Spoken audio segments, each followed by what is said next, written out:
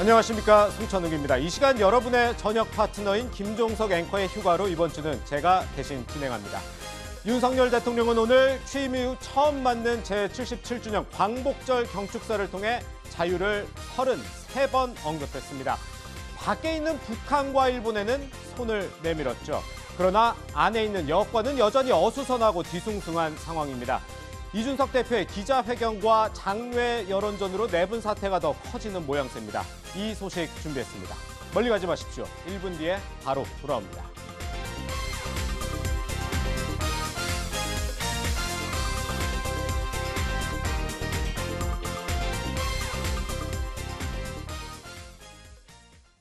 네, 뉴스탑10은 오늘도 뉴스고스 네 분과 함께합니다.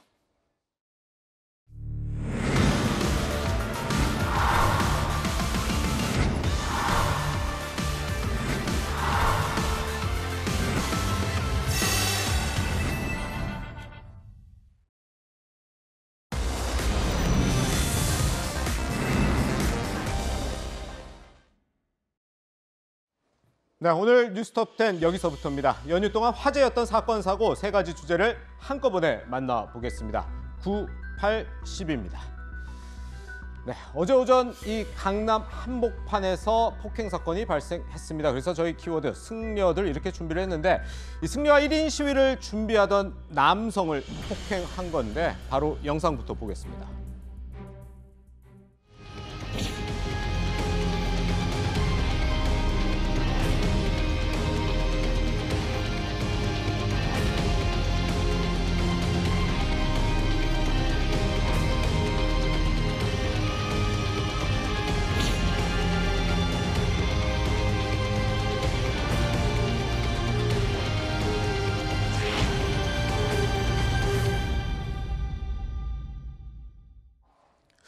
네, 우리 허재훈 변호사님, 이게 대낮에 이 승려들이 강남 한복판에서 이 폭행을 했다는데 도대체 무슨 일이 있었던 건가요? 일단 영상 보신 것처럼 강남구 봉은사에서 어제 오전에 이 시위를 준비하던 조계종 소속 노조원이 승려 2명에게 폭행을 당한 사건입니다. 이게 아무래도 최근에 있었던 조계종 총무원장 선출을 둘러싸고 조계종 종단 내부에서 갈등이 격화되면서 빚어진 그런 일로 보이는데요. 1인 시위를 준비를 했다고 합니다. 당시 이제 지부 기획홍보부장 소속 박정규 씨라는 분인데요. 이분이 이제 시위를 준비하려고 피켓이나 이런 것들을 들고 나와 있는데 스님 2명이 나와서 이 피켓을 뺏었고 여기에 항의하다가 지금 폭행을 당한 것으로 보이고요. 예. 당시 이제 노조에서 영상도 공개를 했고 노조 관계자가 목격도 했는데 폭행에 가담한 스님이 인분으로 추정되는 오염물까지 뿌리기도 했다고 합니다. 노조 관계자에 따르면 이렇게 폭행당하고 여러 명으로부터 폭행을 당하고 오물을 뒤집어 썼다라고 하는데요. 당시에 현장에 경찰관도 있었는데 경찰관의 만류에도 불구하고 이 박 씨를 완력으로 제압해서 바닥에 쓰러뜨리고요. 폭행 행위를 했고 이 박 씨는 지금 폭행 행위로 인해서 허리와 무릎 통증 또 입안이 찢어지는 부상을 당했다 이렇게 호소하고 있는 상황입니다. 네, 뭐 인분으로 추는데 뭐 오물까지 뿌려졌다는 건데 구자훈 처장, 네. 이 영상 속에 폭행당한 이 조계종의 노조원 뭐 지난 1월에 총무원으로부터 해임을 당했다고 제가 들었는데 무슨 일이 있었던 건가요? 네. 그러니까 이제 지난해 11월에 이 불교와 관련된 이제 유튜브 채널에 출연을 해서 이 자승 전 총무원장과 이 조계종 종단에 대해서 상당히 이제 비판적인 얘기를 했다고 합니다. 네. 그런데 이제 꼭 그것 때문에 해임을 했는지는 모르겠습니다만 조계종에서 올 1월에 이 박 씨에 대해서 해임 처분을 했고 박 씨는 그것에 대해서 불복해서 이 서울지방노동위원회에 이제 불복 신청을 한 겁니다. 그런데 결과는 이제 박 씨 손을 들어준 겁니다. 이 부당 해임이다. 이제 이런 내용, 이런 일련의 과정을 거친 박 씨가 자승 전 총무원장을 비판하기 위해서 오늘 이 시위를 준비하다가 이제 스님들과 이런 몸싸움이 벌어진 것으로 보입니다. 아, 그렇군요. 그런데 저희가 지금 영상으로 봤을 때는 좀 어떻게 보면 일방적으로 좀 폭행이 있었던 걸로도 보이는데 경찰 관계자에 따르면 이 승려 측에서는 쌍방폭행이라고 좀 주장하고 있다면서요? 맞습니다. 지금 일단은 주장은 쌍방폭행이라고 하고 경찰 측에서는 아직 내사 상태, 그러니까 입건을 하지 않고 이 내사하는 그런 자체적으로 수사하는 단계이기 때문에 좀 더 구체적인 사실관계는 수사를 통해서 확인을 해봐야 되는 부분인데요. 쌍방폭행이라고 하더라도 만약에 이 박 씨가 피해를 방어하는 과정에서 정당방위를 주장하게 될 가능성도 있습니다. 네. 그런데 이 피해 방어를 넘어서서 공격 행위를 했다고 하면 쌍방폭행이 성립될 여지도 있기 때문에 네네. 정확한 자세한 내용은 좀 수사가 진행되어서 사실관계가 확인돼야 확인될 것으로 보입니다. 네. 근데 이 영상 속에서 이 승려 한 명이 먼저 노조원을 뭐 바닥에 쓰러뜨리고 그리고 다른 한 명이 뛰쳐나와서 좀 발길질하는 모습, 뭐 이게 좀 특수 폭행에 좀 해당할 수도 있는 건가요? 가능성이 있죠. 왜냐하면 네네. 특수폭행이라고 하는 것은 이 위험한 물건을 휴대하거나 여러 명이 동시에 사람을 폭행했을 때 성립하는 범죄이기 때문에 네네. 특수폭행죄 해당 가능성도 있어 보이고요. 또 만약에 이 사람이 상해를 입었다. 지금 입안에도 터지고 뭐 허리랑 무릎 통증 호소하고 있다고 하는데 이게 어떤 신체의 완전성을 침해할 정도의 상해에 해당한다고 하면 상해죄로 의율될 가능성도 있습니다. 그리고 한 가지 더 말씀드리고 싶은 게 인분을 투척하는 것도 우리가 폭행죄에 해당을 할 수가 있어요. 그렇군요. 폭행이라고 하는 것은 이 신체에 대한 일체의 물리적인 어떤 유형력, 불법적인 유형력의 행사를 모두 다 폭행죄라고 보고 굉장히 넓게 보고 있기 때문에 우리가 깻잎을 투척한 것도 폭행죄로 판단한 판례가 있거든요. 예. 그래서 인분을 사람의 신체에 향해서 투척을 했다고 하면 이 부분은 폭행죄가 성립할 여지가 충분히 있습니다. 그렇군요. 그래서 저희가 준비한 사건 사고 세 번째 10위 여기 있습니다. 키워드 강아지입니다. 이 강아지 어떤 사건인지 저희가 좀 보여드릴 텐데 한 남성이 이 사람들이 많이 오가는 이 기차역에서 자신의 반려견을 학대하는 영상, 이게 온라인에서 이 공분을 사고 있습니다. 어떤 영상인지 바로 보고 오겠습니다.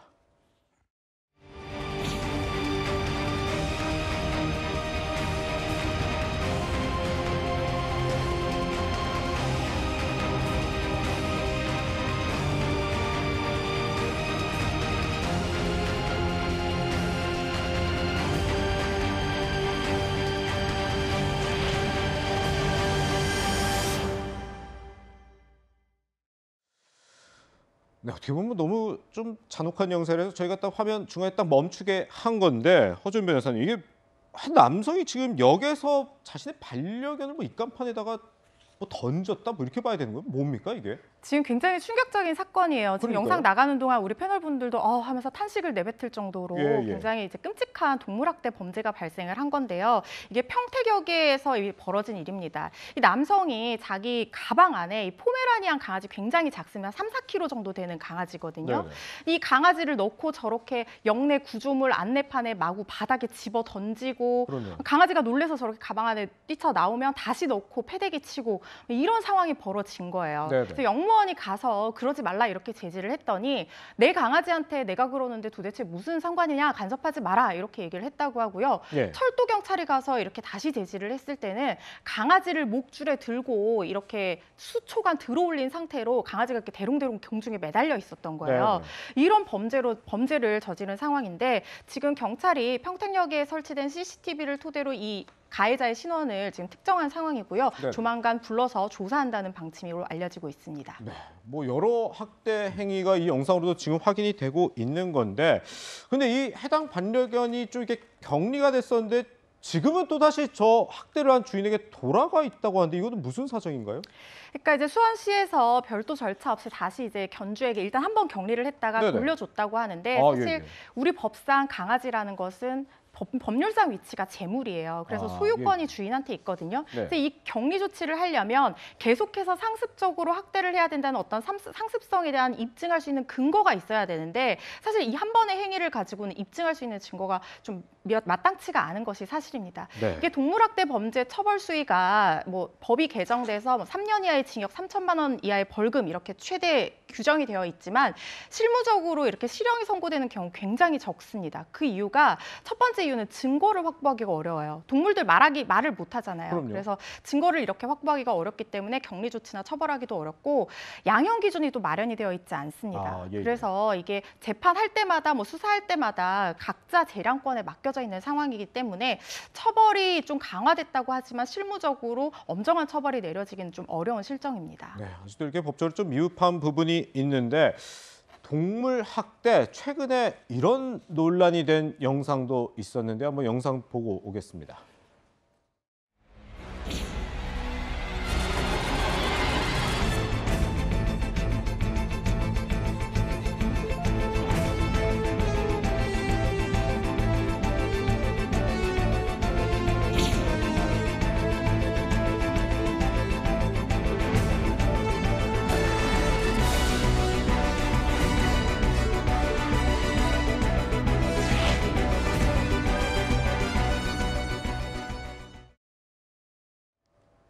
변호사님, 방금 건 좀 고속도로인 것 같은데 또 개가 떨어지는 이 사건은 또 어떤 일이었던 거예요? 고속도로에서 예. 이 중형 SUV 뒤에 짐칸이 있잖아요. 아, 그렇죠. 거기에 개가 목줄 하나에만 의지한 채 그대로 실려서 그 더운 낮에 굉장히 빠르게 달리는 이 차량 뒤에 실려 있다가 차가 차선을 바꾸니까 떨어져서 대롱대롱 매달려 있기까지 했던 사건입니다. 네, 이걸 두고 지금 동물학대냐 아니냐 누리꾼들 사이에서 굉장히 의견이 분분한 상황인 건데요.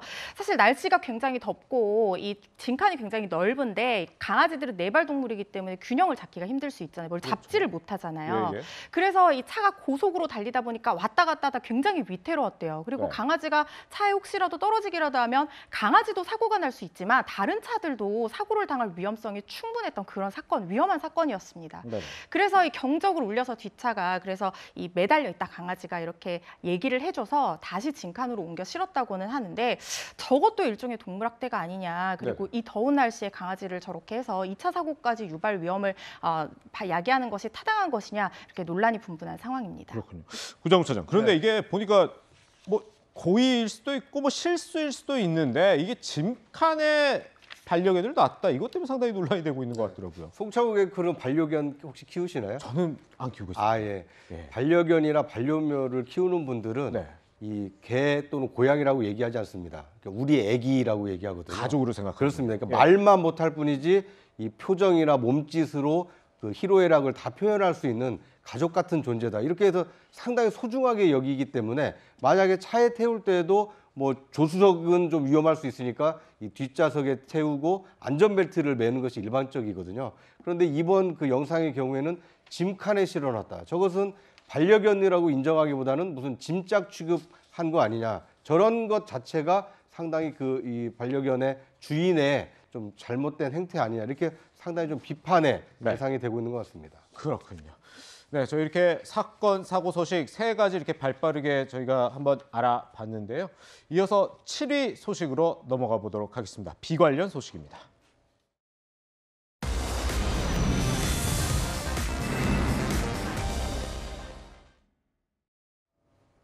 네, 지난주 서울과 수도권을 중심으로 기록적인 폭우가 쏟아지면서 비 피해 복구가 한창입니다.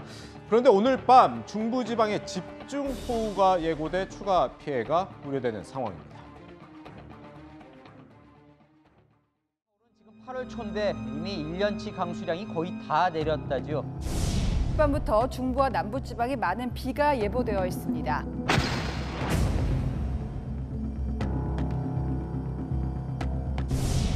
어제부터 이렇게 했는데 아무 그저 진작도 없어요. 어디서 좀 서서해야지 모르겠고. 그냥 여기서 계속 일하고 있어요. 가고 싶지. 아무리 오막살이 집이어도 내 집이 최고 편하고 제일 좋은 거 아니야.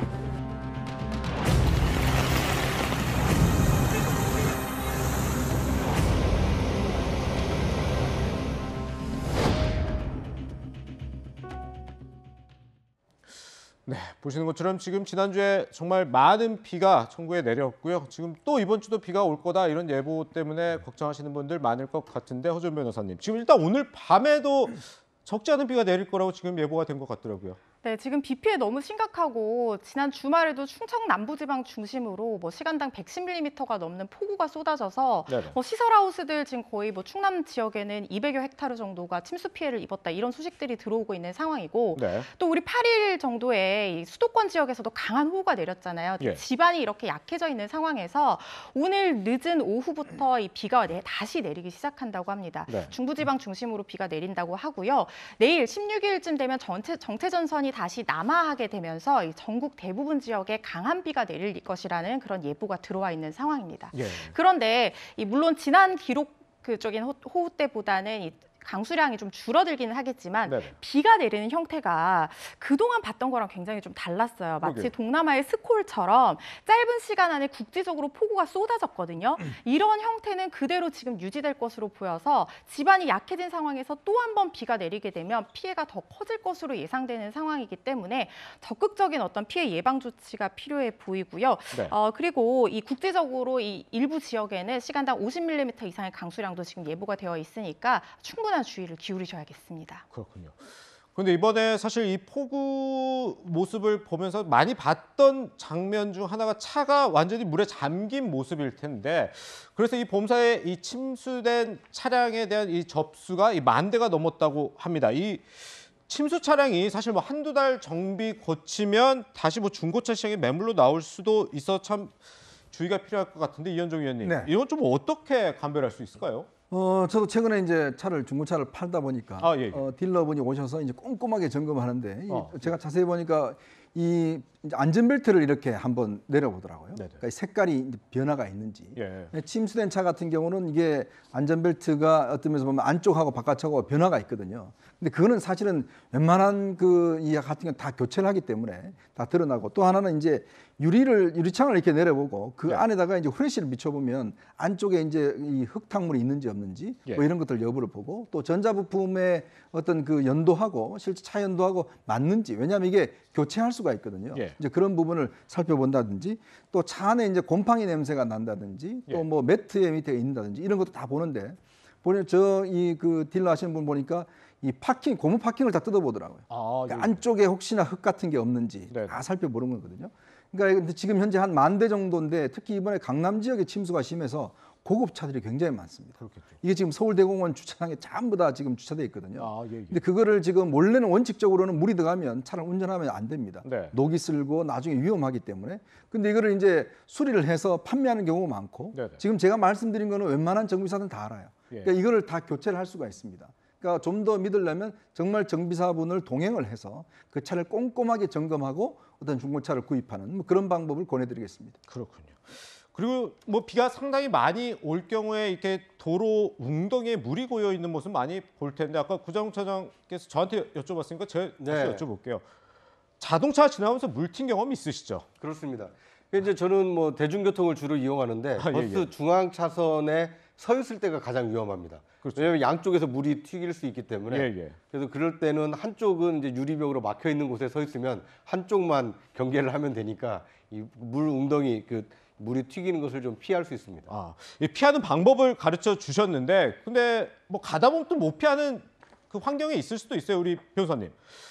이게 그런데 물 튀긴 피해를 입으면 뭐 보상을 받을 수가 있는 건가요? 그럼요. 이게 그런가요? 도로교통법에 규정이 있습니다. 예. 도로교통법에 보면요, 우리가 생각하는 것보다 훨씬 운전자의 주요 의무가 상세하게 규정이 되어 있는데요. 네. 그중에 이제 49조에 이 고인물이 있는 곳을, 웅덩이 같은 곳을 운행할 때는 이 물을 튀게 해서 다른 사람에게 피해를 주지 않도록 천천히 운행할 의무를 규정을 하고 있어요. 그리고 만약에 이 조항을 위반할 경우에는 심하면 20만 원 이하의 벌금형에 처해질 수도 있는 상황입니다. 그리고요, 이렇게 만약에 어쩔 수 없이 이렇게 지나가서 고인물을 튀게 해서 이 사람의 그 옷이나 가방 이런 걸 젖게 하잖아요. 네. 저도 얼마 전에 하나밖에 없는 제일 비싼 가방이 완전 쫄딱 젖은 적이 있었거든요. 예. 근데 그냥 지나가서 제가 뭐 어떻게 하지는 못했는데, 네. 사실 원칙적으로 제가 이 사람 붙들고 가방 손해배상 해달라, 이 세탁비 달라라고 청구를 하면 이 사람 저한테 손해를 배상해줘야 될 책임이 있어요. 그렇군요. 그렇기 때문에 어쩔 수 없이 나의 안전을 위협할 정도가 되어서는 안 되겠지만, 앞에 물웅덩이가 있고 특히 요즘처럼 폭우가 굉장히 심하게 쏟아질 때는요,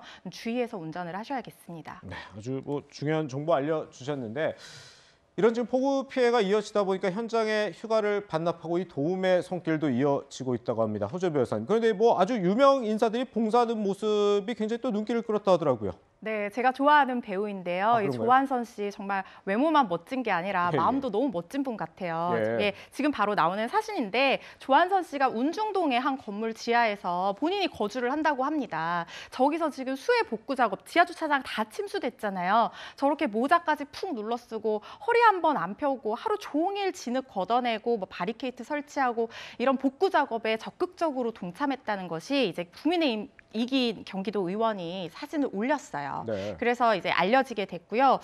이런 스타들의 어떤 선행이 굉장히 귀감이 되면서 다른 사람들도 굉장히 힘을 낼 수가 있잖아요.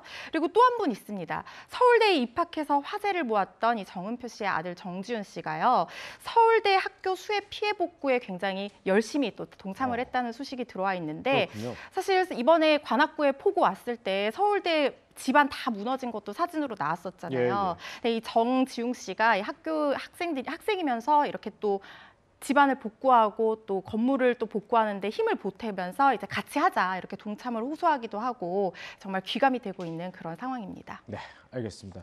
요즘 많은 국민이 힘들게 했던 비 피해 소식까지 알아봤습니다. 허주연 변호사님은 여기서 인사드리고요. 네, 이어서 다음 순위로 넘어가겠습니다. 오늘의 1위입니다. 바로 이겁니다.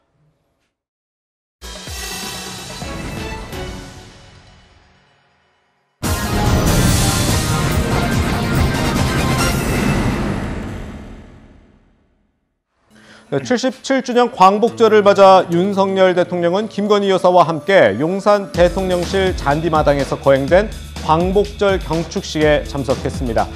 윤 대통령은 경축사에서 자유를 강조하는 한편 한일 관계 개선 의지와 대북 정책 로드맵인 담대한 구상을 발표했습니다.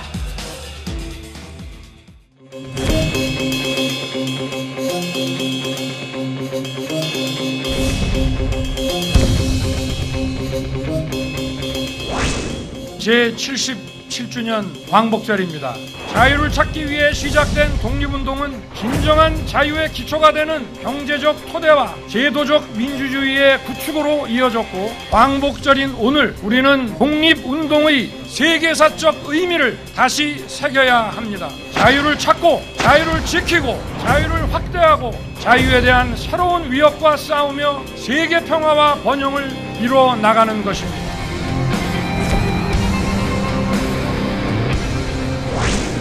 김대중 오부치 공동선언을 계승하여 한일 관계를 빠르게 회복하고 발전시키겠습니다. 북한의 경제와 민생을 획기적으로 개선할 수 있는 담대한 구상을 지금 이 자리에서 제안합니다.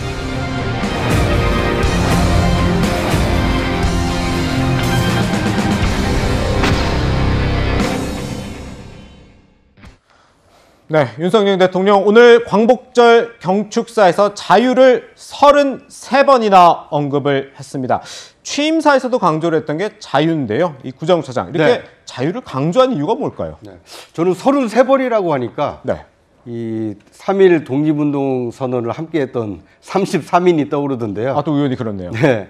그러니까 이제 광복이라는 것은 우리가 일제에 강점이 되면서 일왕이 임명한 총독에 의해서 이렇게 타율에 의해서 우리 국민들이 지배를 받은 것에서 벗어난 거 아닙니까? 예, 예. 말 그대로 타율 통치에서 자율 통치, 우리의 지도자를 우리 손으로 뽑고 우리의 힘으로 그 국가를 운영해 나가는 것이기 때문에 네네. 말 그대로 타율에서 자유를 되찾은 이 뜻깊은 날이기 때문에 네네. 자유를 이렇게 강조를 한 것으로 보입니다. 예. 더더군다나 일제에서 해방이 된 이후에도 자칫하면 이 한국 전쟁에서 북한에게 만약에 우리가 패했다라면 네. 또다시 자유를 잃을 뻔하지 않았습니까? 그런 것에서도 우리가 자유를 되찾은 의미가 있고 뭐 이런 것을 강조하기 위해서 33번이나 강조했다. 뭐 이렇게 해석할 수 있을 것 같습니다. 네. 이 오늘 긴 이 경축사에서 아마 가장 주목을 받았던 문장이 김대중 오부치 공동선언을 계승하겠다 이걸 텐데 이현정 위원님. 네. 이 공동선언 또 어떤 것이길래 이 계승한다는 게 한일 관계 개선 의지로 이렇게 읽히고 있는 건가요? 한일 관계에서 아주 인상적인 그 선언이 두 가지가 있습니다. 네. 1965년도에 한일 관계 정상화 선언이 있었죠. 당시 JP가 직접 가서 한일 관계 정상화 선언이 있었고요.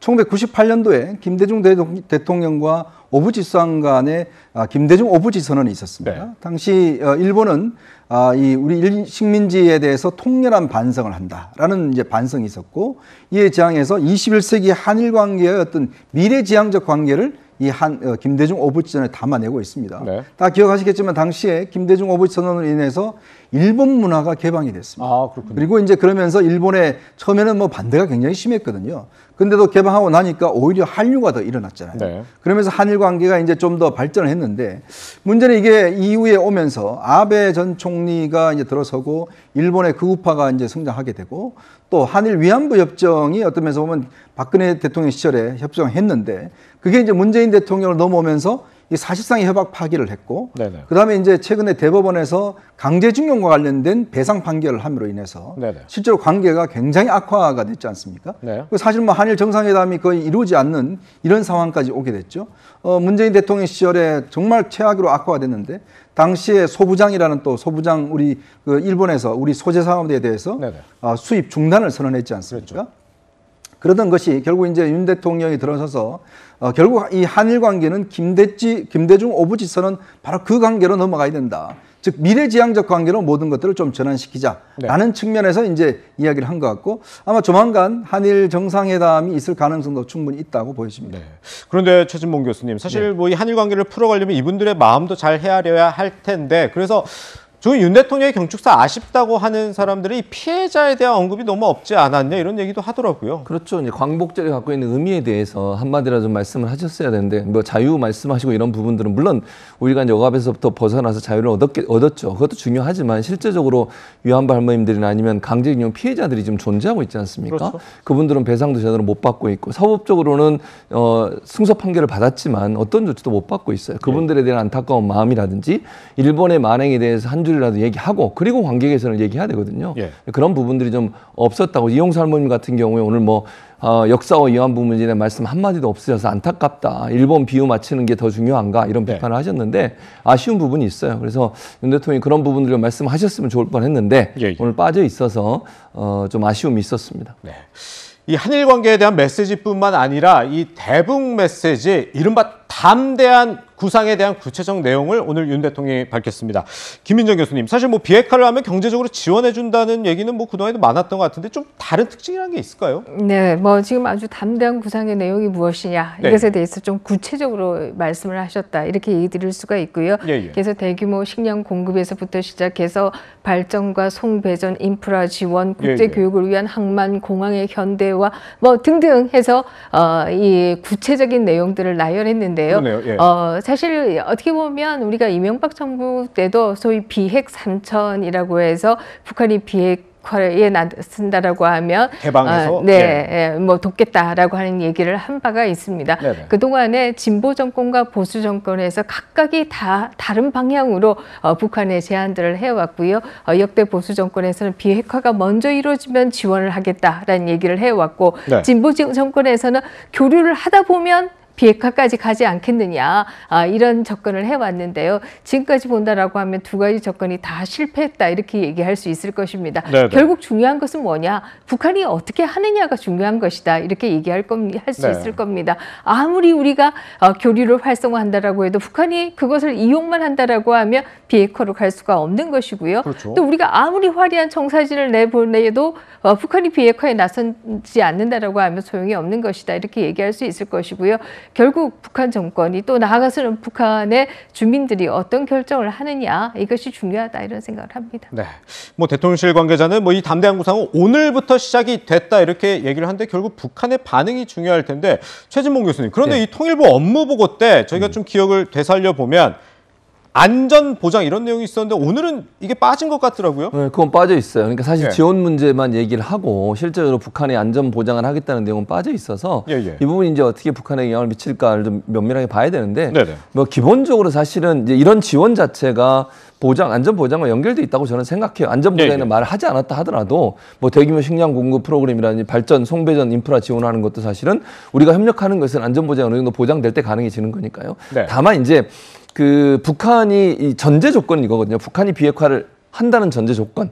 근데 이 전제 조건을 어떻게 보느냐의 문제라고 봐요. 사실은 예전에도 그 한미 간에도 그렇고 북미 간에 또 우리나라와 북한 간의 관계에서도 여기에 대한 관점의 차이 때문에 사실은 충돌이 많았거든요. 북한은 뭐 조금씩 받아가면서 하겠다는 얘기고 우리나라 입장에서는 그건 안 되고 비핵화를 완벽하게 이룬다고 하는 완전함이 확인되지 않으면 우리는 지원할 수 없다는 입장이거든요. 그러다 보니까 지금 여러 가지 담대한 구상이라고 얘기했지만 이게 실현될 때까지는 상당한 그 논란도 있을 것이고 논의 과정이 필요한 상황이 아닌가 이렇게 보여집니다.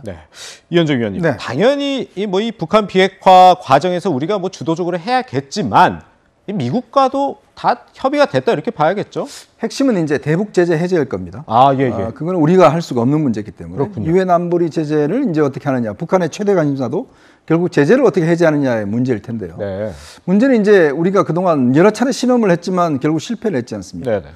정의용 당시에 특사가 북한에 가서 김정은이 이제 비핵화할 의지가 있다라는 것들을 가져왔고 곧바로 트럼프 대통령을 만나서 북한 비핵화 의지가 있다는 것을 확인했다라고 하면서 지난 문재인 정부 때 이 남북 정상회담, 북미 정상회담이 이루어졌잖아요. 근데 지금 어떻게 됐죠? 완전히 다 뭐 원점 아니라 더 후퇴해버린 거 아니겠습니까? 네. 근데 도대체 비핵화의 의지라는 걸 어떻게 확인하느냐가 가장 큰 문제죠. 얼마 전에 영변 핵시설 같은 경우도 거기에 냉각탑을 다 폭파시켜 버렸습니다. 그리고 그 핵실험하는 장소를 다 풍계리 같은 경우는 다 갱도를 갖다 무너뜨려 버렸어요. 그런데 그걸 다 복구했지 않습니까? 예. 그러니까 그러다 보니 북한의 진정성을 우리가 어떻게 확인하느냐, 바로 거기에 관건이 있는 것 같습니다. 아무리 북한이 나온다 하더라도 다시 원점으로 돌려버리면 우리가 더 이상 할 수 있는 방법이 없는 거잖아요. 이거를 어떤 기준을 통해서 할 것인지, 뭐 오늘 이제 대통령실로 이야기를 했지만 결국은 이제 북한의 진정성을 확실하게 어떤 면에서 보면 다시금 어떤 되돌리지 못하도록 CVID 같은 그런 어떤 조치를 취할 수 있느냐 없느냐가 결국 이 제안의 성공의 관건인 것 같습니다. 그렇군요. 구정우 차장. 네. 그런데 이렇게 저희가 뭐 한일 관계라든지 북한 얘기 경추사 통해서 지금 전해드리고 있는데 사실 윤 대통령 국정 지지도 굉장히 좀 주춤하고 저조한 상태고 또 여당은 굉장히 내용 조금 이따 좀 살펴보겠지만 그런 상황인데 이런 국내 정치적 상황에 대해서는 전혀 거론하지 않은 것 같더라고요. 원래 그런 건가요? 오늘은 어쨌든 이제 광복 77주년이기 때문에 이 대한민국의 문제, 더 나아가서 한반도의 문제를 얘기하는 것이 맞는 것 같고요. 그렇군요. 이틀 뒤면 이제 취임 100일 그 기자회견이 따로 예정이 돼 있기 때문에 아마 국내 정치적인 문제는 좀 뒤로 미룬 것 같습니다. 그러니까 오늘 그 윤 대통령의 말씀은 이제 크게 두 가지로 볼 수가 있는데 하나는 이 광복의 의미입니다. 그러니까 일제로부터 우리가 해방이 된 뜻깊은 날이고 다시는 그런 일이 있어서는 안 되겠다라는 것을 되새기면서 다만 과거에 일제로 회귀하는 것이 아니라 미래의 한일 관계를 어떻게 갈 것이냐, 이거에 대한 메시지가 첫 번째고요. 두 번째는 광복이 됐을 때 한반도는 분단되지 않은 상태로 우리가 광복을 맞이했습니다. 그런데 이후에 어떤 이제 그 열강들의 어떤 그 이 전후 이 협상 과정에서 한반도가 38도선으로 이 분단이 되지 않았습니까? 이런 분단이 있었기 때문에 여전히 광복은 됐지만 미완의 광복이다. 남북 관계를 앞으로 어떻게 개선해서 한반도의 완전한 광복으로 나아갈 것이냐. 그러니까 대일본과의 관계를 어떻게 풀어나가서 이 미래지향적인 한일 관계를 만들 것이냐.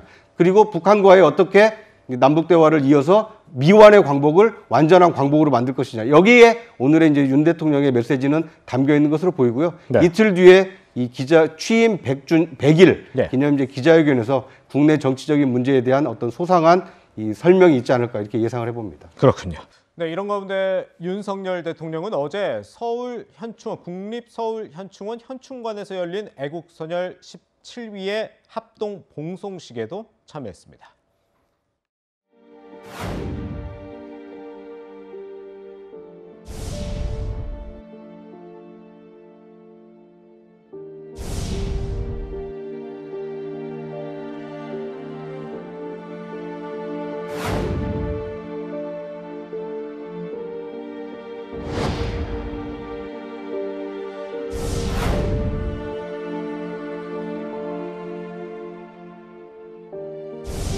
조국의 독립을 위해 이름도 남김없이 쓰러져 갔던 영웅들을 우리 모두 끝까지 기억해야 합니다.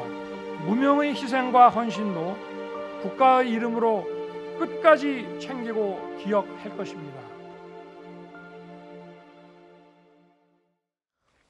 네, 오늘 윤석열 대통령의 행보 이렇게 보고 왔는데 김민정 교수님, 제가 또 윤석열 대통령 지지율도 안 살펴볼 수가 없는데 일단 지금 리얼미터 여론조사 저희가 준비했어요. 추이를 보면 계속 조금씩 내려가다가 올랐다고 하기도 조금 그렇긴 합니다만 다시 30%대로 왔단 말이죠. 지지율의 하락세 이제는 멈췄다고 볼 수 있는 건가요? 네, 뭐 앞으로 지지도 조사를 좀 더 봐야 되겠습니다만 일단 멈춘 것만 해도 아마 여권으로서는 굉장히 반갑지 않겠는가 이런 생각은 드는데요. 그러면 왜 멈췄을까를 좀 생각해 본다라고 하면 결국 대통령이 휴가를 갔다 오고 난 이후에 돌아와서 첫 마디가 다시 초심으로 들어가겠다. 국민들의 목소리를 반영하겠다. 거기서부터 다시 시작하겠다.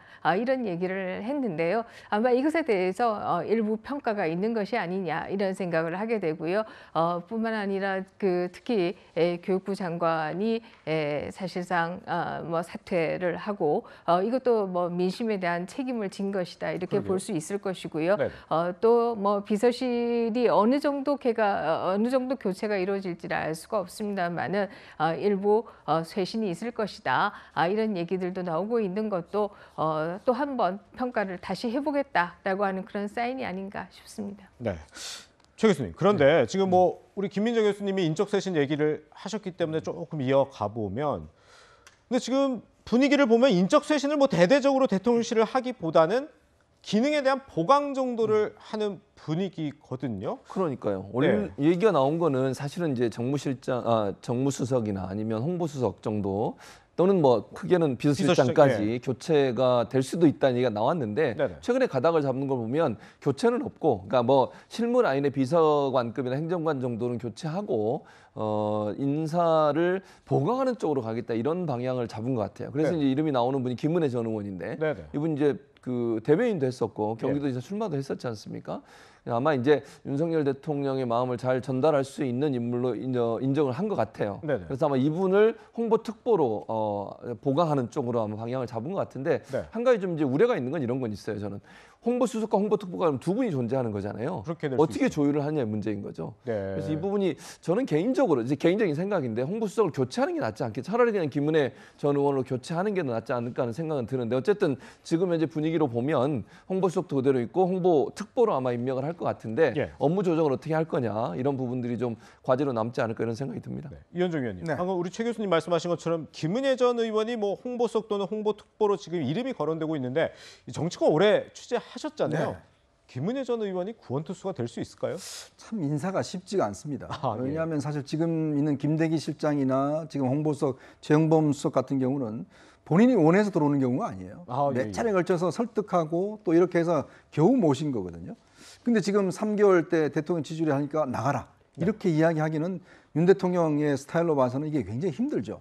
그렇지만 또 국민들 입장에서 보면 뭔가 지금 당도 비대위로 바뀌었는데 대통령실도 뭔가 정치적으로 정무적으로 뭔가 바뀌어야 되는 게 아니냐는 요구가 있습니다. 이제 그렇다 보니 처음에는 이게 이제 전면적인 개편의 무게가 실리다가 대통령이 점점 후퇴를 하신 것 같아요. 이게 지금 이게 다 바꾸자니 이게 지금 내가 함부로 사람을 또 이게 내친다 그러면 다음에 또 누가 오겠느냐. 이런 식이면 다음 오는 사람도 그러면 3개월 뒤에 나갈 수 있다는 거 아니겠습니까? 그러니까 안 좋으면.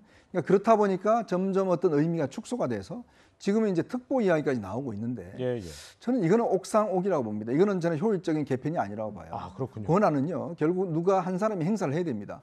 홍보 파트는 홍보수석이 행사를 해야 되는데 문제는 거기 위에 특보라는 위에 또 옥상옥이 있으면 그럼 뭐 이건 누가 결정을 하겠습니까? 수석 입장도 그걸 끌어올 것이고 특보도 또 특보대로 그걸 끌어올 것이고 또 두 사람 역할을 어떻게 구분하겠어요? 그러니까 구분하기도 쉽지가 않습니다. 그러니까 홍보라는 팀은 원팀으로 운영해야 되거든요.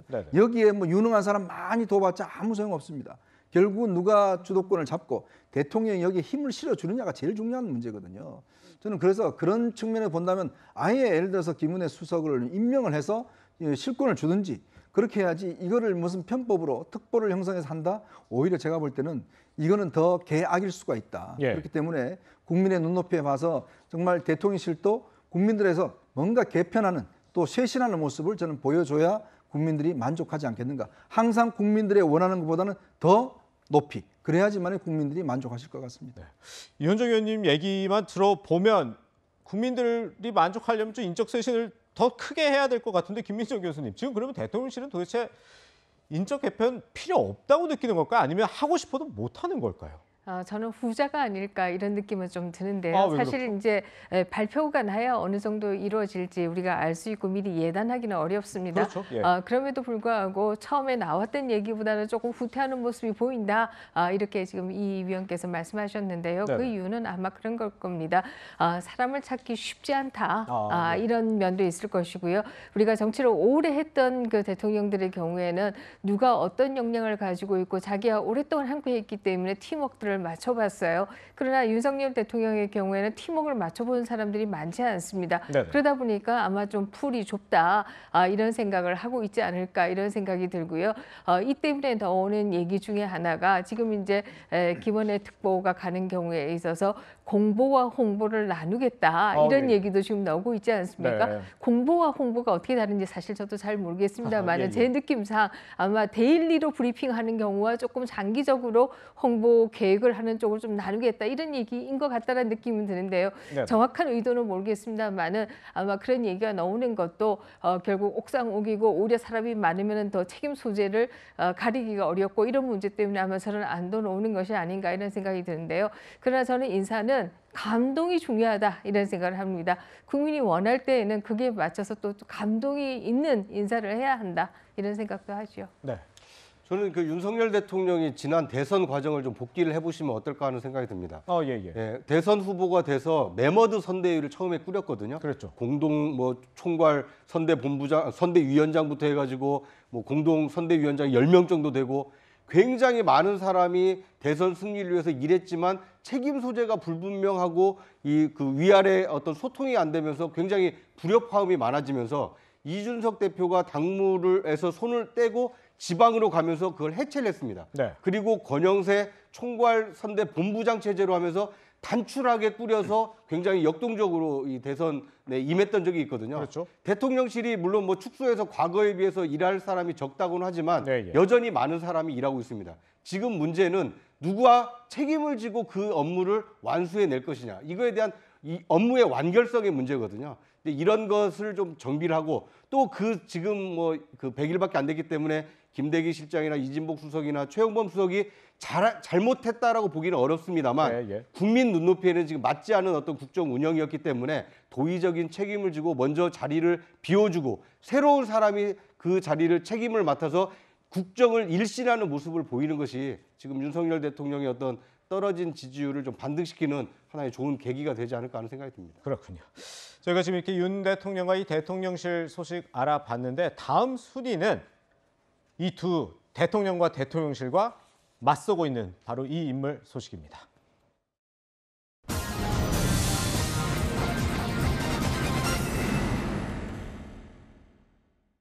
네, 연휴 첫날 윤석열 대통령과 이른바 윤핵관을 직격한 국민의힘 이준석 대표의 기자회견 후폭풍이 여전히 거셉니다.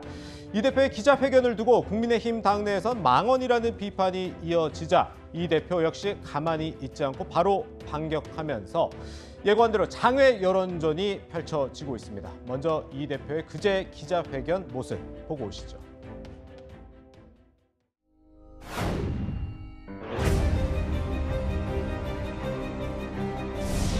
저는 사람에 충성하지 않는 국민의힘을 넘어서 이제 조직에 충성하는 국민의힘도 불태워버려야 된다고 생각합니다. 대통령 선거 과정 내내 한쪽으로는 저에 대해서 하는 사람을 대통령 만들기 위해서 당대표로서 열심히 뛰어야 했던 제 쓰린 마음이 선당부사였습니다. 권성동, 이철규, 장제원과 같은 윤핵관들이 꿈꾸는 세상은 우리 당이 선거에서 이기고 국정 동력을 얻어서 미래 세대가 바라는 가치를 실현하는 그런 방향이 아닙니다.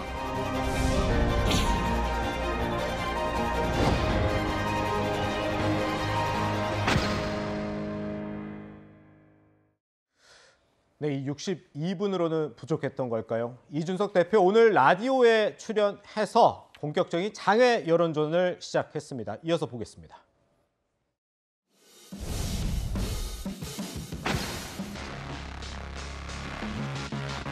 우셨잖아요. 기자회견 중간에. 근데 막 휴지가 없어가지고 마스크로 눈물 닦고. 저한테 개인적으로 수모죠. 왜냐하면 하는 거를 다른 사람 있는 자리에서 하는 거거든요. 그러니까 그 사람들이 그걸 듣고 나서 대통령이 이준석을 별로 안 좋아하는구나. 그러니까 쟤 때려도 되겠다면서 그 다음에 이제 소위 윤핵관과 소위인들 절 때리기에 들어오는 약간 지령 비슷한 역할을 한 거거든요. 그러니까 대통령한테 이준석이라는 사람은 EXX 저 XX구나. 그게 상징적인 의미거든요. 네, 이현주 위원님. 네. 점점 이 단어의 수위가 좀 높아지는 것 같다는 생각도 드는데 오늘도 상당히 거친 표현 쏟아냈더라고요. 그러니까 여기 보면 참 개인적으로 수모다. 그리고 왜 나한테 이 XX, 저 XX 뭐 그런 거 하면서 뭐 눈물을 보였다고 이야기하는데 자 그러면 2019년도에 당시에 안철수 의원을 향해서 본인이 뭐라고 그랬습니까? 안철수 XX. 참 제가 방송으로 차마 말씀 못 드리겠습니다. 뭐 욕설이었나 보고. 네. 그것도 본인이 안 했다고 그러다가 나중에 녹음한 게 나왔어요. 자, 그러니 개인적으로 한 이야기인데 자 그때 안철수 의원이 울었을까요? 안 울었을까요? 자, 그걸 한번 묻고 싶습니다. 자, 본인은 한 것에 대해서 그렇게 가슴 아파하면서 자기는 상대방에 대해서 그렇게 험한 이야기를 한 거는 전혀 문제가 안 된다. 사적으로 이야기한 것이다. 윤석열 대통령이 이 뭐 내부 총질하기 공적으로 한 겁니까? 사적인 문자 메시지를 한 거 아니겠어요? 자, 자기는 하나도 실수한 게 없고 하나도 잘못한 게 정말 당을 위하는 마음으로 했는데 왜 나를 욕하느냐라고 지금 항변하고 있는 거 아니겠습니까? 그러나 기자회견도 모자라서 오늘 또 라디오 방송에 나가서 또 그걸 항변하고 있습니다. 그리고 또 자꾸 개고기 이야기를 해요. 참 저는 이게 불편합니다. 솔직히 이야기해서. 우리가 좀 전에 우리가 저 강아지 이야기들을 많이 했었는데 지금 이 우리나라에 1,000만 명 정도가 애묘인들입니다. 이분들이 자꾸 정치권에서 개고기 판다 이 이야기를 들으시면 심정이 어떻겠습니까? 그리고 뭐 더 할 이야기가 남았는지 모르겠지만 어쨌거나 지금에 보이는 그 행태를 보면 정말 저는 안타까운 게 왜 자기 잘못은 하나도 없는 것인지, 왜 상대방만 잘못했고 자기만 잘했는 것인지 그 이야기를 우리가 매일 듣고 있다는 게 과연 우리 국민들 입장에서 어떻게 느끼실지 솔직히 참 괴롭습니다. 이렇게 비판적으로 말씀해 주셨으니까 저도 약간 이 대표의 입장에서 조금 한번 얘기를 해보자면, 최 교수님, 이 대표는 이렇게 얘기하더라고요. 윤 대통령이 이제 이 XX 저 XX 이렇게 얘기를 하니 윤 대통령 주변 사람들이 자신을 공격한 거다. 어떻게 해서 이건 좀 논리적으로 이해가 되시나요? 뭐 이제 논리적으로 이해된다. 그러니까 제가 뭐 지령이란 말은 저는 동의하지 않지만 지령이라는 표현을 썼어요. 그건 뭐 부적절하다고 생각하는데, 근데 이준석 대표 입장에서는 기분이 안 좋을 수 있죠, 당연히. 예를 들면 그것도 그 혼자 있는 데가 아니고 지금 이준석 대표 말에 의하면 윤석열 대통령께서 예전에 대선 후보 때 여러 사람 있는 데서 막 그랬다는 거 아니에요. 이 XX 저 XX 그거는 부적절하죠. 그렇게 얘기하시면 안 되는 거지. 왜냐하면 여러 사람 있는 데서 그러면 안 돼요. 누구를 향해서든. 그 대선 후보잖아 또. 그런 부분에 있어서는 잘못됐다 그렇게 저는 보고요. 다만 이제 그럼 예를 들어서 대통령 후보 되시는 분이 그렇게 얘기를 하면 당연히 윤핵관들 입장에서는 대통령도 윤석 대표를 싫어하는구나 이렇게 인식을 할 수밖에 없고 그래서 좀 더 강하게 공격할 수는 있어요. 그러니까 이준석 대표 말처럼 저는 뭐 이준석 대표를 옹호하고 싶은 마음은 없지만 그럼에도 불구하고 이준석 대표 생각에는 충분히 그럴 수 있는 상황이 된다고 저는 봐요. 만약에 대선 후보 때 윤석열 후보께서 그 주위에 있는 사람들한테 그런 얘기를 했다면 당연히 이준석 대표가 거리를 둬야 되겠구나, 좀 더 강하게 공격이 되겠구나 이런 생각을 할 수밖에 없는 거죠. 저는 뭐 사실관계를 따져보기는 어렵겠습니다만 윤석열 대통령이 실제로 이준석 대표를 향해서 이 XX 저 XX라고 언급하셨는지는 모르겠습니다만 만약 그런 얘기를 이준석 대표가 들었다라면 바로 그때 조치를 했어야 됩니다. 그때요? 네, 우리가 많이 언급한 것 중에 하나가 깨진 유리창의 법칙이라는 게 있습니다. 그러니까 자동차 유리가 조금 깨져 있을 때 그것을 방치하면 오가는 사람들이 그 차는 함부로 대해도 되는구나 해서 폐차 직전까지 그 차가 망가지거든요. 집도 마찬가지입니다. 사람의 관계도 마찬가지입니다. 만약에 자기는 당대표고 윤석열 대통령 대선 후보가 자신에 대해서 나이가 어리다는 이유로 또는 아니면 어떤 태도가 좋지 않다는 이유로 EXX 저 XX라고 하는 얘기가 자신의 귀에 들렸다라면 당사자에 가서 바로 확인을 해야 되는 겁니다.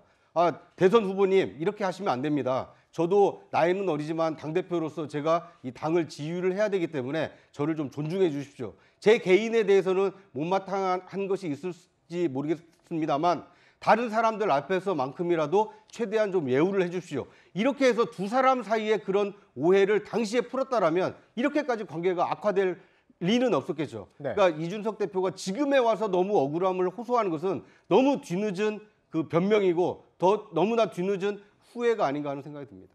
그런데 김민정 교수님, 저희 이번 이준석 대표 기자회견에서 이런 지적을 좀 하는 부분도 있어서 좀 여쭤보는데, 이 윤 대통령이나 이 이른바 윤핵관을 공격을 했는데 본인의 지금 처한 상황, 그러니까 본인이 왜 이 상황까지 왔는지에 대한 좀 해명이 부족하지 않았냐 이런 얘기가 있던데 어떻게 보시나요? 그렇습니다. 사실 뭐 다른 사람을 공격하기 위해서는 본인에 대한 성찰이 먼저 있어야 한다. 이런 얘기를 할 수 있을 텐데요. 본인에 대한 성찰은 전혀 없었다 이런 얘기를 할 수 있을 것이고요. 저는 좀 의아했던 것이 뭐 여기서 굳이 이런 얘기를 드리는 것이 좀 그렇습니다만은 왜 거기 함께하고 있는 기자분들도 그에 대해서는 질문을 안 하는 것인지 이게 침묵의 카르텔 아닌지 하는 생각도 사실 했던 것이 사실이고요. 또 다른 한편에 있어서는 지금 깨진 유리창 얘기를 하시지만 사람은 변하지 않는다라는 생각을 합니다. 이준석 대표 10년 정치에서 제일 첫 번째 기간은 이정현 대표 물러가라고 단식하는 기간이 있었습니다. 그 다음에는 손학규 대표 물러가라고 또 녹취록을 까고 하는 기간이 있었어요. 그리고 잠시 본인이 당대표 할 때 조금 조용했다가 또다시 이것이 시작 시작된 것이다. 이렇게 본다라고 하면 그동안에 계속해서 본인은 개혁의 사도이고 마치 당권을 쥐고 있는 쪽은 악인 듯이 몰아붙이는 행태가 지난 10년간 계속되어 왔다. 이렇게 얘기할 수 있을 것이고요. 그런 차원에서 변화하지 않는다 이런 생각을 합니다. 그러나 과거의 두 번의 경우에는 그래도 본인의 흠이 보이지 않았기 때문에 혹은 또 몰랐기 때문에 뭔가 그 당권을 진 쪽이 잘못했겠구나 이런 생각을 했겠지만 이 지금에 와서 보면은 본인의 흠이 다른 사람들의 흠보다 더 큰 거 아니겠습니까? 그럼에도 불구하고 다른 사람을 향해서만 손가락질한다라고 하면 이제 누가 이준석 대표에 대해서 호응을 하겠는가 하는 생각을 합니다. 네, 그렇군요. 이게 사실 윤 대통령이 권성동 국민의힘 원내대표에게 보낸 이 내부 총질 문자 메시지가 공개되면서 파장이 굉장히 커진 건데요. 이 문자 내용의 주인공인 이준석 대표, 그 문자를 봤을 때 어떤 심경이었을까요? 직접 들어보죠. 선거 때 보면 제가 얼마나 지방을 열심히 다녔습니까? 새벽 4시에 고속버스 타기도 하고 무슨 새벽 5시 기차 타는 건 일상이고 막 이랬는데 무슨 뭐 그런 얘기 했다는 얘기 들리고 기자들이 왜 저한테 그때 전원해 줬냐면요.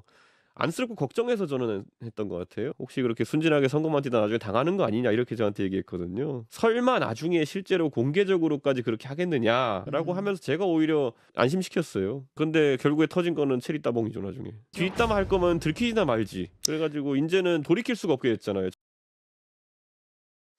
이현정 의원님, 이렇게 사실 이준석 대표는 뭐 계속 여러 얘기를 하고 있는데 이 문자 메시지 공개된 뒤에도 윤석열 대통령이 별다른 이 사건 관련해서 얘기한 적이 없고 지금 대통령실도 이 대표 기자회견에 대해서 어떤 반응도 내놓지 않고 있어요. 왜 그런 걸까요? 그러니까 이제 이게 결국은 이준석 대표가 기자회견을 한 게 결국 논란을 확대시키기 위한 의도가 있다. 그러면 대응하면 대응할수록 이 문제는 더 커질 수 있다는 판단 때문에 이제 한 것 같은데요. 사실 제가 오랫동안 정치권에 보면서 정말 뒷이야기들이 많습니다. 공개되지 않는 뒷이야기들이 많아요. 기자들 만나서 뭐 딴 사람 욕하기도 하고 합니다. 근데 그게 다 어떤 면에서 보면 그런 거 다 알면서도 그냥 덮어가는 거거든요. 왜냐하면 정치라는 관계가 우리가 인간관계도 그렇지 않습니까? 아무리 친한 친구 관계라도 뒷담화하고 다 욕하거든요. 그거 다 따지면 세상에 어떤 관계가 형성되겠습니까? 그렇기 때문에 어떤 공식적인 관계 또 어떤 뒷이야기들 본인도 그 이야기를 했지 않습니까? 예전에 그 원희룡 이 장관하고 두 사람이 통화할 때 그거 곧 정리된다 이런 이야기도 하고 아니 윤석열 대통령 유튜브에 나와서 윤석열 대통령 되면 나는 지구를 떠날 것이다 라는 이야기까지 했잖아요. 그러니까 그런 이야기 함에도 불구하고 두 사람은 어떠한 목적으로 해서 의기투합을 하는 거죠. 전략적 동맹을 맺는 거 아니겠습니까? 근데 이 두 관계를 완전히 섞어버리면 세상에 어떤 면에서 정상적인 관계가 아무것도 없을 겁니다. 근데 이제 문제는 그것만 가지고서 자신은 그렇게 예전부터 딴 사람에 대해서 이야기를 한 것들이 그런 게 아무렇지도 않게 이야기를 하면서 윤 대통령의 내부 총질 문제, 그 홍준표 시장이 오죽했으면 그 이야기를 하겠습니까? 그 내부 총질 당할 만큼의 일을 했는지 한번 되돌아볼 필요가 있다라고 이야기를 했는 거 아니겠어요? 근데 그걸 지금 전부 다 끄집어내서 또 대통령하고 독대한 이야기까지 다 끄집어내서 지금 이 논란을 확대시키는 게 정말 정치인으로서 관계가 어쩌면 자세가 올바른 것인지 뭐 이건 뭐 국민들이 판단하셔야 될 부분이라고 생각이 듭니다. 그렇다면 이 윤석열 대통령과의 결별 선언이냐 이런 얘기가 나오자 이준석 대표는 또 이렇게 얘기를 했습니다. 들어보시죠.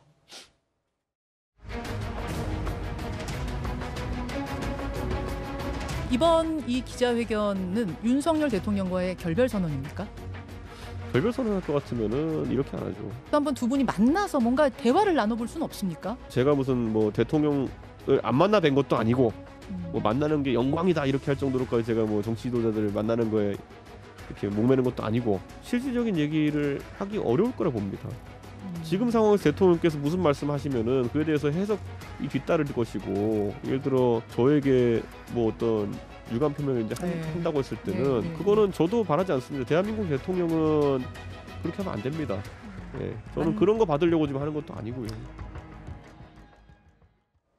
국민의힘 당내에서도 이준석 대표의 결별 불가피론이 나오기도 합니다. 이준석 대표의 개고기 발언, 특히 이 발언을 두고 국민의힘에선 부글부글하는 분위기입니다.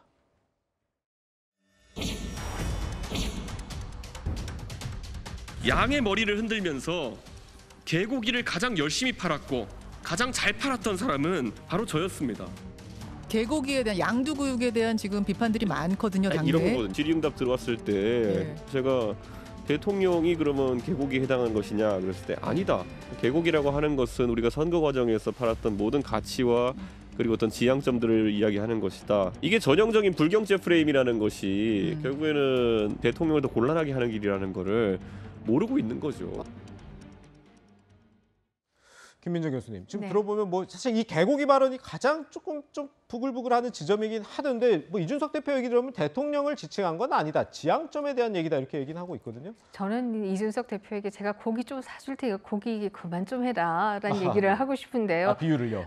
네, 그렇습니다. 뭐 안철수 대표에도 속값 쳐주겠다. 또 윤석열 당시 후보에게도 뭐 한우다, 유구다, 뭐 수입선 쇠고기다, 뭐 온갖 얘기, 고기 얘기를 정말 많이 했는데요. 아마 고기 결핍증이 아닌가 이런 생각도 드는데요.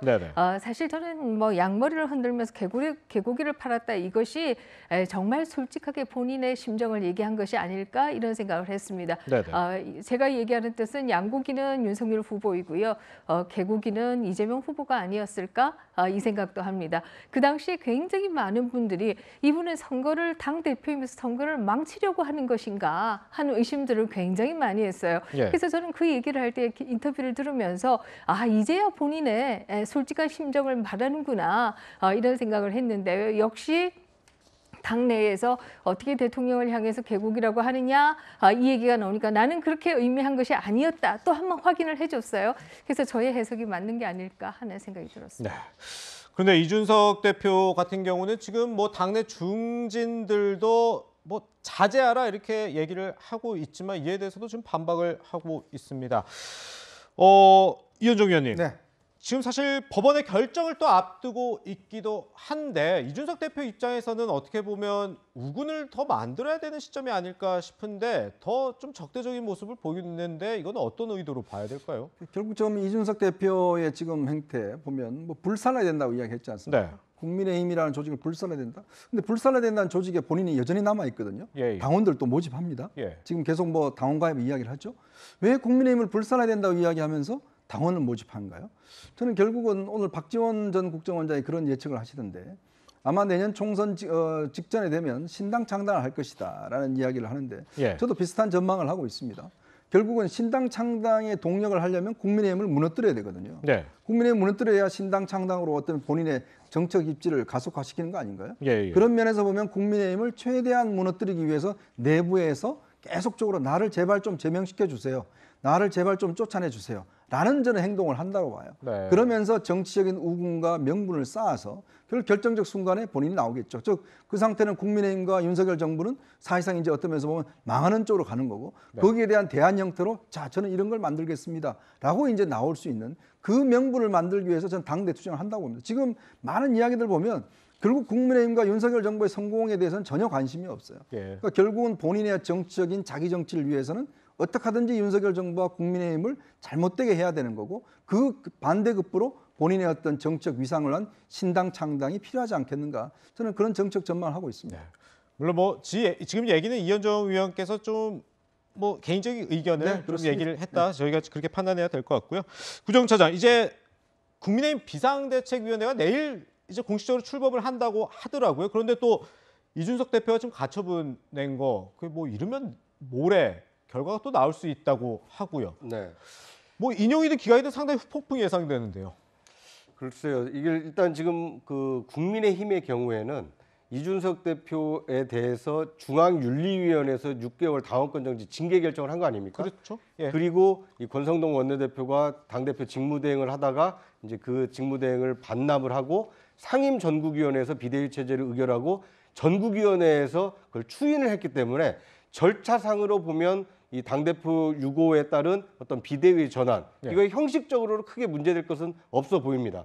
다만 이것을 이제 법리적으로 어떤 것이 뭐 하자가 있다라고 해서 일부 인용이나 이제 그 인용될 가능성이 있다라고 지금 일부 변호사들이 말씀을 하시는데 지금까지 이런 어떤 당의 결정에 대해서 법원이 제동을 건 선례가 없기 때문에 아마 이번의 경우에도 17일 날 인용이 되기는 좀 어렵지 않나. 다만 이제 기각이 됐을 때 이준석 대표라든지 아니면 이 전 대표를 이 그 뜻에 동참하는 이 청년 당원들이 어떻게 나올지 이거에 따라서 국민의힘의 내용은 좀 장기화될 수도 있고 아니면 좀 일단락될 수도 있지 않을까 이렇게 예상이 됩니다. 네, 알겠습니다. 이렇게 국민의힘 소식까지 알아봤고요. 우리 구자욱 차장관이 여기서 좀 인사드리도록 하겠습니다. 네, 이어서 최근에 가장 많은 뉴스를 만들고 있는 인물이 아닐까 싶습니다. 다음 순위 확인해 보시죠.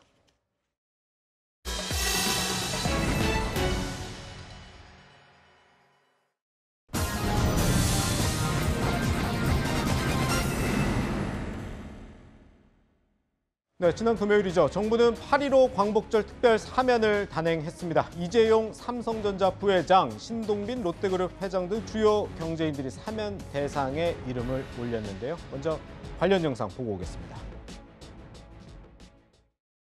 주요 경제인으로서 이재용 삼성전자 부회장을 특별 복권, 신동빈 롯데그룹 회장을 특별 사면 및 복권, 장세주 동국제강 회장을 특별 복권, 강덕수 전 STX그룹 회장을 특별 사면 및 복권합니다. 정부 출범 후 첫 사면인데요.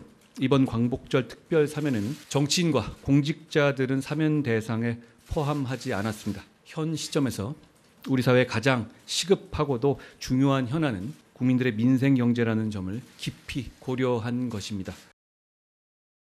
네, 이현정 의원님. 물론 이 사면이라는 거는 윤석열 대통령이 한 거긴 한데 근데 이번에 경제인들 굉장히 눈에 띄었잖아요. 이게 다 한동훈 법무부 장관하고 굉장히 인연이 있다고 하더라고요. 그렇죠. 한동훈 법무부 장관이 사실 특수통으로서 뭐 중앙 이제 뭐 옛날에 반부패 부장도 했고요. 또 서울중앙지검 특수 3차장도 했고. 그러다 보니까 다들 이 한 법무부 장관의 손을 거쳐간 분들입니다.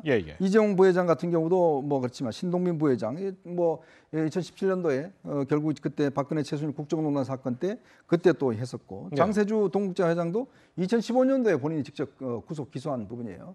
이제 그렇다 보니 참 아이러니하죠. 자기가 구속 기소했는데 이제 이번에 사면을 한 상황인데 저는 아마 이번에 그 한동훈 장관이 원래는 제가 알기로는 사면의 폭을 좀 크게 하는 것으로 아마 윤 대통령이 생각을 했던 것 같은데 한동훈 장관이 굉장히 끝까지 많이 버틴 걸로 알려지고 있습니다.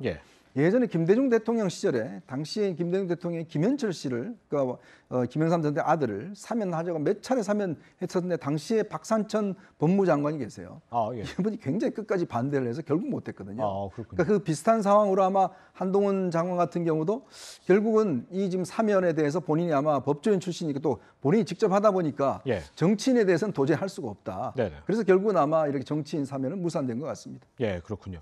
지금 정치인 사면 말씀하신 것처럼 이번에 뭐 이명박 전 대통령, 김경수 전 경남지사 모두 빠졌습니다. 이제 경제인 중심 그리고 민생 경제를 컨셉으로 했다고 하는데 김홍국 소장님, 이 한동훈 장관 사실 많은 뉴스를 만들고 있고 굉장히 존재감을 드러내다 보니까 정치권에서도 꽤 견제하는 목소리 나오는 것 같더라고요. 그렇죠. 여당, 야당 할 것 없이 다 나오고 있는 거죠. 일단 이번 사면 발표 주체도 사실은 대통령 고유 권한이기 때문에 대통령실에서 주도하는 흐름이 됐어야 됐는데 한동훈 법무장관이 사실상 결정을 했다라고까지 얘기가 나오지 않습니까? 굉장히 중요한 그런 정치적 입지를 보여주는 장면이라고 보고요. 여기는 역시 정무적 판단이 있었다고 봅니다. 최근에 지지율 하락이라든가 또 여러 가지 국정 운영에 있어서 어려움에 대해서 대처해야 되는데 이런 정치인들의 사면까지 이루어졌을 경우에는 역시 국민적인 비판의 목소리가 높아질 가능성이 있고요. 그리고 윤석열 정부의 성공을 위해서는 아무래도 향후 기업들에서 투자가 많아져야 되고 특히 그동안 여러 가지 법적 처벌을 받았던 이런 경제인들, 기업인에 대해서 사면도 필요하고 향후 그런 경제적 관계를 맺는 그런 측면도 있고요. 또 한동훈 장관의 입지도 넓어지는 그런 효과도 있기 때문에 이번 사면은 한동훈 장관에게는 굉장히 중요한 그런 역할을 하는 계기였는데 대신에 너무 주목을 많이 받고 앞으로 또 집중 포화도 받을 수 있는 그런 계기도 됐다고 봅니다. 그렇군요. 네, 말씀하신 것처럼 이 한동훈 장관의 입지 점점 더 커지고 있는데 이 한동훈 장관이 검수완박 법안을 무력화하는 시행령 개정안을 입법 예고하면서 또 역시나 지금 논란이 되고 있기도 합니다. 그 야권의 반발 한번 들어보죠. 한 달 전부터 김경수 도지사의 사면 복권을 위해서 더불어민주당 지도부가 백방으로 움직였습니다. 대통령실의 반응도 나쁘지 않았고 불과 일주일 전만 해도 잘 될 거다. 이런 이야기도 여권 관계자를 통해서 확인했었습니다. 그러나 불과 2, 3일 전부터 갑자기 분위기가 바뀌었습니다. 한동훈 법무장관 때문에 어려울 것 같다는 이야기였습니다. 법무장관 한 사람 때문에 유력하게 검토되던 김경수 지사의 사면이 무산되었다는 소식을 듣고 대한민국 참 큰일 났구나. 법무장관이 세구나. 시행령 풍파를 일으킨 한동훈 장관의 연이은 무도한 헌정질서 유린 행위는 반드시 윤석열 정부와 본인의 앞날에 자승자박이 될 것입니다. 검찰개혁을 무력화하는 독단적 시행령 개정 추진을 즉각 중단해야 한다. 그렇지 않을 경우 가능한 모든 방법을 동원해 이를 저지할 것을 강력히 경고한다. 시행령을 만든다면 법률의 집행을 투명하고 객관적인 기준에 따라 하겠다는 의지입니다. 시행령을 만들지 않고 법률을 집행할 수도 있죠. 그런데 그 기준을 저희가 투명하고 객관적으로 공개하겠다는 취지가 이해해 주시면 좋겠고요. 이번 시행령은 법률의 행정부의 위임한 범위 내에서 하는 겁니다. 포괄적으로 그냥 정치적으로 시행령 정치다 이렇게 말고 어떤 부분이 저희의 시행령이 법률의 위임 범위를 넘어섰다는 것을 구체적으로 지적해야 하는데요. 그런 지적이 나올 것 같으면 저는 않습니다. 네, 보신 것처럼 사면부터 시행령까지 지금 야권에서 한동훈 장관을 굉장히 비판을 많이 하고 있는데 김민정 교수님, 통상적으로 그동안에 봤던 장관들이라면 야당에서 이렇게 집중 공격을 하면 좀 숨거나 좀 자제를 할 텐데 한동훈 장관은 오히려 더 강하게 반박을 하더라고요. 네, 한동훈 장관은 사실 조국 전 장관에 대한 수사에서부터 미운털이 박혀 있었다 이렇게 얘기할 수도 있지 않을까 하는 생각이 들고요. 사실 장관으로 임명되고 나서 야권뿐만 아니라 중립적인 중도적인 유권자들도 일부 걱정들은 있었습니다. 좀 너무 빠른 거 아니야? 이런 걱정들은 있었는데요. 결과적으로 본다라고 하면 지금은 스타 장관으로 발돋움하지 않았습니까? 그렇게 본다라고 하면 이것은 본인의 실력에 의해서 간 것이다 이렇게 얘기할 수 있을 것이고요. 아마 이 스타 장관의 출범식을 알리는 빵빠레가 바로 인사청문회가 아니었는가 이런 생각이 들고요. 그 당시에 소위 민주당의 철험의 의원들이 무슨 이모라든지 이런 헛방을 날리면서 소위 이 스타 장관의 출범을 알렸다 이렇게 얘기할 수 있어서요. 저는 민주당이 누구를 탓하겠는가 하는 생각을 합니다. 네, 물론 헛방이라고 해주셨지만 여러 평가가 있을 수 있을 것 같은데 최진봉 교수님. 어쨌든 지금 김민정 교수님 헛방이라고까지 표현할 정도로 지금 야당에서 대응을 제대로 못했다고 보는 시각도 많은 것 같아요. 이 시행령 문제는 지금 민주당이 방어를 하겠다고 하니까 방법이 있긴 한 건가요? 그러니까 지금 현재로서는 사실은 그 방법이라고 하는 것이 지금 화면에 나오고 있는데 국회가 이제 정부에게 시정을 요구할 수 있는 권한은 있어요. 이제 현행 국회법을 활용하는 거죠. 그러니까 상임위에 보고하게 하고 시정을 요구할 수 있고 두 번째 검수안박법 재개정은 제가 볼 때는 추진하기 좀 어렵지 않겠나는 생각이 듭니다. 다시 또 바꾼다는 그것도 좀 말이 안 돼요. 그러니까 처음에 잘했어야죠. 사실은 중하고 등 저는 한동훈 장관이 그런 행동도 잘못됐다고 생각해요. 예를 들면 법률의 취지, 원래 법률 제정의 취지 자체를 완전히 무산시키는 거잖아요. 물론 법적으로 문제는 없을 수 있어요. 등으로 돼 있으니까 그걸 더 하겠다. 그걸 뭐라고 얘기할 수는 없는데 원래 법을 만들 때 취지가 있는데 그 취지를 너무 이렇게 무산시키는 그런 행동을 하는 것은 타당하지 않다고 보지만 현재로서 민주당이 할 수 있는 방안이 사실은 딱히 많지 않아요. 예를 들면 해임안 건의를 할 수 있는데 해임안 건의라고 하는 건의만 했지 통과되더라도 대통령이 안 받으면 아무 의미가 없는 거거든요. 구속력은 없잖아요. 그렇죠. 구속력이 없어요. 그래서 아마 제가 볼 때는 권한쟁의 심판이나 사법 조치를 할 가능성이 있다고 보여집니다. 그러나 이제 그게 법률적으로 문구만 본다면 사실은 이제 받아들일지 그것도 좀 의문이 있긴 한데 그래서 좀 애매한 상황이에요. 더불어민주당 입장에서 이 문제를 해결하는 방안들이 다만 여론전을 통해서 원래 법률의 취지와 다르게 한동훈 장관이 너무 그 시행령을 통해서 본인이 원하는 것들을 다 하려고 하는 행동에 대한 비판적 여론을 만들어낼 수 있겠지만 다른 이제 명시적으로 어떤 행동을 통해서 할 수 있는 부분이 좀 부족한 부분이 있는 거 그거는 좀 민주당 입장에서는 상당히 곤혹스러운 상황이라고 볼 수 있을 것 같습니다. 그렇군요. 네, 한동훈 장관 오는 22일 법제사법위원회 출석한다고 하니까요. 그때 또 어떤 모습 보일지 한번 지켜보도록 하겠습니다. 이어서 민주당 당대표 경선 소식으로 넘어가겠습니다.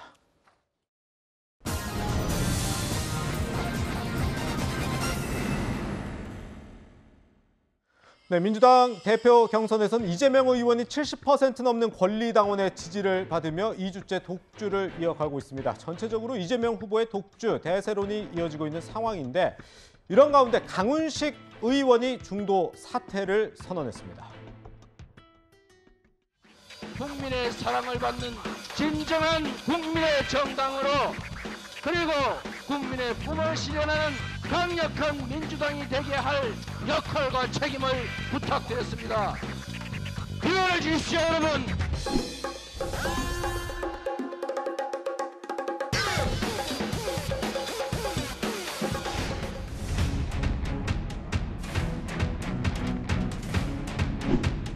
저는 다시 한 명의 구성원으로 돌아가 새로운 길을 찾아보겠습니다.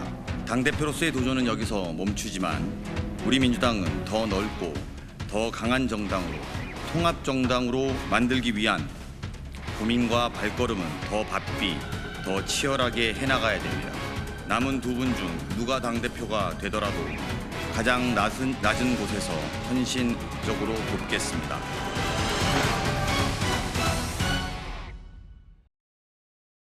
네, 지금 저희가 민주당 당대표 경선 중간 상황 저희가 이렇게 전해드리고 있는데 최 교수님, 사실 뭐 지금 박용진 의원, 강훈식 의원 두 사람 걸 합쳐도 이재명 의원한테는 안 되는 상황이긴 한데 강훈식 의원이 좀 사퇴를 하면서 뭐 박용진 의원 지지한다든지 뭐 단일화를 시사할 줄 알았는데 안 그랬어요. 박용진 의원한테는 또 악재라고 봐야 될까요? 그러니까 박용진 의원 입장에서는 사실은 단일화가 이루어져서 하면 어느 정도 탄력을 받을 수 있어요. 물론 어렵습니다. 뭐 지금 상황으로 보면 워낙 차이가 많이 나기 때문에 따라잡기가 어려운 상황이지만 그래도 단일화의 어떤 그 효과랄까 이런 부분이 어느 정도 영향을 미칠 수 있었는데 강훈식 의원이 그걸 선을 그어버렸어요. 그러니까 예를 들면 반명이라고 하는 그 개념만 가지고서 당대표 선거에 영향을 미치는 것 자체를 반대한다 이러버리니까 박용진 의원 입장에서 상당히 좀 허탈한 상황이 돼버렸죠. 그래서 단일화의 효과가 극대화될 수 있는 상황 자체까지 넘어가 버려서 이제는 박용진 의원 입장에서는 열심히 싸우긴 할 텐데 상당히 더 어려운 상황에 빠지게 됐어요. 그러니까 강훈식, 박용진 두 사람의 단일화가 아름답게 이루어지고 예컨대 그 효과가 어느 정도 선거판에 영향을 미치면